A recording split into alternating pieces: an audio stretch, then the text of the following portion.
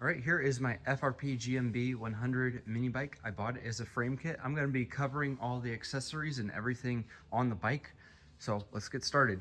First of all, the frame right here, no engine, nothing, pretty much bare bones. It came with the hydraulic brakes, all pre-assembled, ready to go. It came with the throttle, the switch, and the handlebars. So I bought the universal fork here, so it has hydraulics.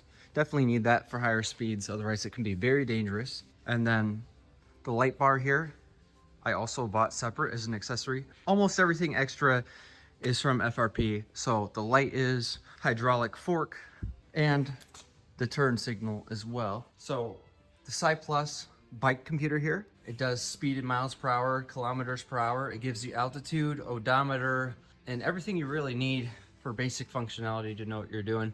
It's GPS driven by satellites. No need to put little prongs going to the wheel, you know, just to measure speed. The turn signal here, so you got left turn, right turn, and then you've got the lighting function to change the tail light. The engine, it's a Tillotson 212E with a stage 1 kit and a torque converter. So there's a torque converter right there. The exhaust, it's an AR Sport exhaust and an AR Sport muffler. It's quite a quiet bike, and that's the way I like it. It's more stealthy. This is insulation to protect your legs from burning with 4th degree burns. Here's the stage 1 kit, air intake. It's a little dirty, and I got this off of Go Power Sports a long time ago, but I found a better kit on OMB Warehouse, so I'm recommending that probably instead. It's a little cheaper. And then pull start, I removed all the decals. All the stickers are gone. I do not like the stickers. The seat is also an FRP seat. So the original that came with the frame is all black. I wanted to get the one with the white striping. Now let's cover some of the accessories. So light here, it's got low, medium, and high beam, plus a little extra light there at the bottom, kind of like almost like a bar of LEDs. Let's do that one first. So if you could see that, there's the bar. You have to long press the button to get it. Long press it to shut it off, but if you just click the button, that's probably low beam, medium, and high. Yeah, I'm pretty sure it's probably something like that. So, and then it's got a strober too. We got the turn signal. So we'll go ahead and just kind of click through the modes here. So yeah, and then if you hold it down, there you go. And yep, hold it down again. All right, let's try it out. Let's see if I did it right this time. So there you go, right turn, left turn. So here we go.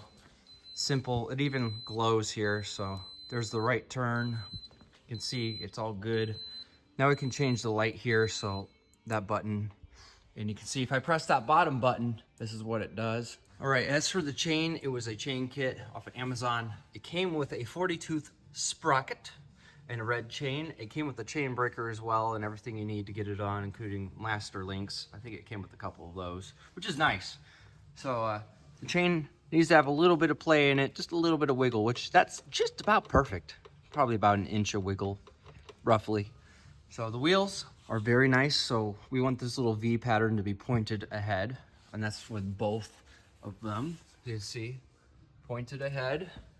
Now, I will mention that when I bought the frame kit and I, rode the bike finally after it was assembled, that it was kind of sliding a lot even on dry ground.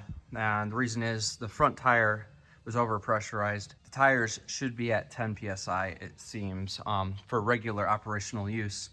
And it also says to get the beads on, it needs to be 24 PSI. So 10 PSI normal use. This one was at 15, almost 16. The back one, we couldn't get a readout on it because the little fill valve there is in a horrible spot. So what we did is just let out a little bit of air, and I'm gonna have to order a new tire pressure checker. And we lowered that front one to 10 PSI and we're all good. And the riding has been a lot more stable. It grips a lot better now. So never ever ride over pressurized. It's just asking for problems. So one final view of the bike, you're gonna notice this. I don't want nobody touching my bike. So you have to ask permission. And I ain't just gonna let anybody ride it. You've gotta actually have experience riding bikes. If a stranger comes up and like, yo, can I ride the bike? No, it's a liability issue. I don't want you getting hurt, and I don't want the bike getting hurt either.